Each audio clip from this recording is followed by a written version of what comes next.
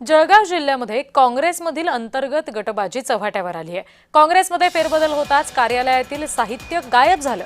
मर्जीतला जिल्हाध्यक्ष न झाल्यामुळे कार्यालयातील साहित्य गायब करण्यात आलं।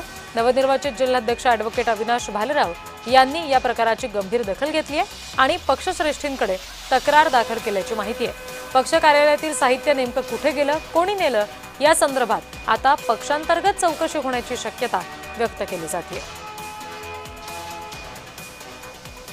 ते कोणी नेलं या संदर्भात तर मला काही माहित नाही, पण सध्या आमचं आज आंदोलन आहे महागाईच्या विरोधात। आमचं पेट्रोल डिझेलच्या पडीच्या विरोधात आज आमचं आंदोलन आहे। त्या संदर्भात कार्यकर्त्यांची बैठक बोलवली आहे आणि आज ते साहित्य असलं काय नसलं काय, पण आम्हाला कार्यकर्त्यांसोबत आज बैठक घेऊन आंदोलन करणे आणि संघटन वाढवणे हे महत्वाचं आहे।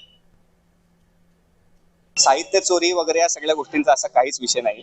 मी आपल्याला कल्पना देऊ इच्छितो की AICC चे सन्मान्य सदस्य आदरणीय लालाभाई पटेल, आपले महाराष्ट्राचे ज्येष्ठ नेते आदरणीय भाई नगराळे साहेब, हे दोन्ही जे आहेत ते AICC चे प्रॉपर्टी मॅनेजमेंट प्रतिनिधी म्हणून महाराष्ट्रामध्ये काम करत आहेत आणि त्यांनी आम्हाला कल्पना दिली की आपल्याला जळगाव जिल्हा शहर काँग्रेस कमिटीचं नवीन कार्यालय उभारायचं आहे आणि नवीन साहित्य जे आहे ते आम्ही त्याच्यामध्ये लावणार सुद्धा आहे। ते कार्यालय चालू सुद्धा करणार आहेत आणि त्याचा वापर फक्त काँग्रेसच्या कार्यकर्त्यांसाठी नाही, पण जळगाव जिल्ह्यातल्या, जळगाव शहरातल्या सामान्य नागरिकांसाठी सुद्धा करणार आहोत, याची मी तुम्हाला खात्री देतो।